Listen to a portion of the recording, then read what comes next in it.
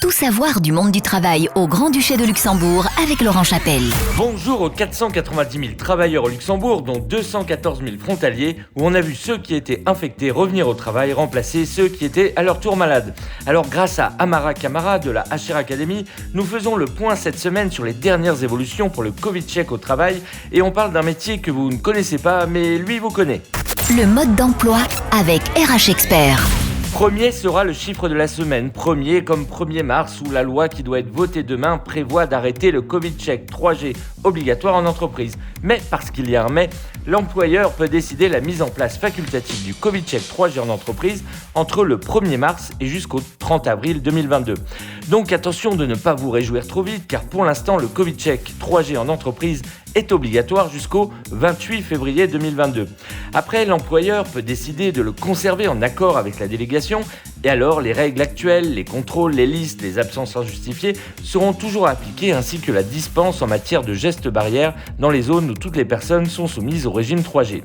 Par contre, à partir du 1er mars, si votre patron décide de laisser tomber le 3G obligatoire, alors le port du masque redevient obligatoire dès lors que vous déplacez dans un lieu de travail fermé, avec la distanciation sociale minimum de 2 mètres qui est applicable, et lorsqu'il y a plus de 50 salariés, il faut aussi l'attribution de places assises.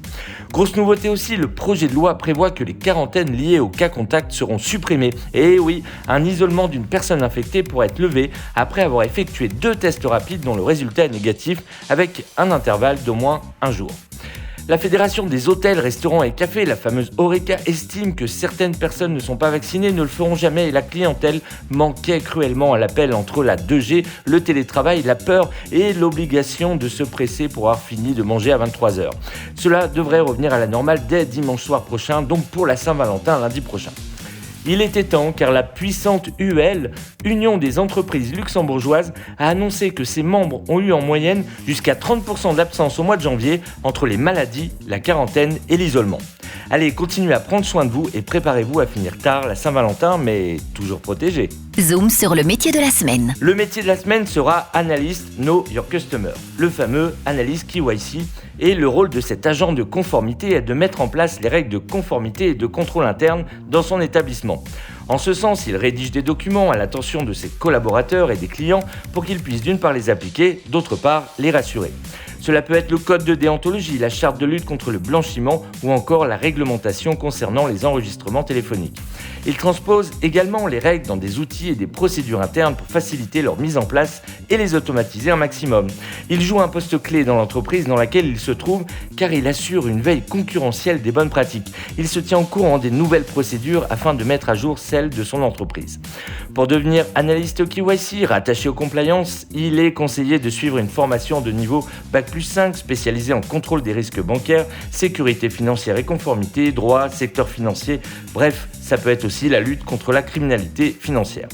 L'Université du Luxembourg propose diverses formations pour exercer ce métier, dont le salaire moyen selon la dernière étude de la HR Academy en janvier 2022 est de 56 000 € bruts annuels, et on les estime à plus de 3 000 au Grand-Duché.